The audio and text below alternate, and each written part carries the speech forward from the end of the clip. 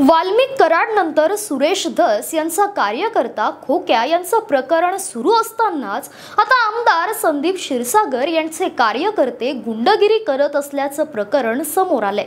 नेमकं काय प्रकरण आहे? बीडमध्ये आतापर्यंत किती गावगुंडांचा संबंध हा राजकारत्यांसोबत आहे?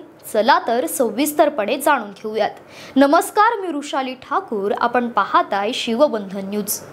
नुकताच बीडमध्ये एका कार शोरूमच्या मॅनेजरला मारहाण होतानाचा व्हिडिओ व्हायरल झालाय। या व्हिडिओमध्ये 4 ते 5 लोक एकत्र येऊन कार शोरूमच्या मॅनेजरला मारताना दिसत आहे।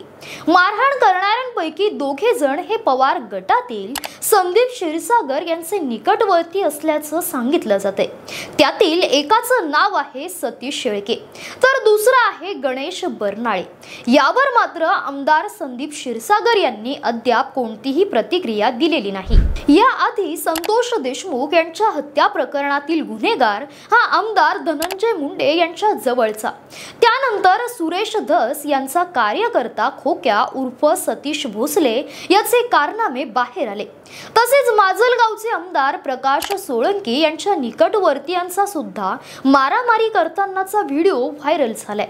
यातच खोक्या गँगच्या मारहाणीत जखमी झालेले ढाकणे पिता पुत्र यांच्यावर खोक्या उर्फ सतीश भोसलेच्या नातेवाईकांनी तक्रार दाखल केली। त्यात अॅट्रॉसिटी, पोस्को आणि जीवे मारण्याच्या उद्देशाने मारहाण अशा गंभीर गुन्ह्यांचा समावेश आहे।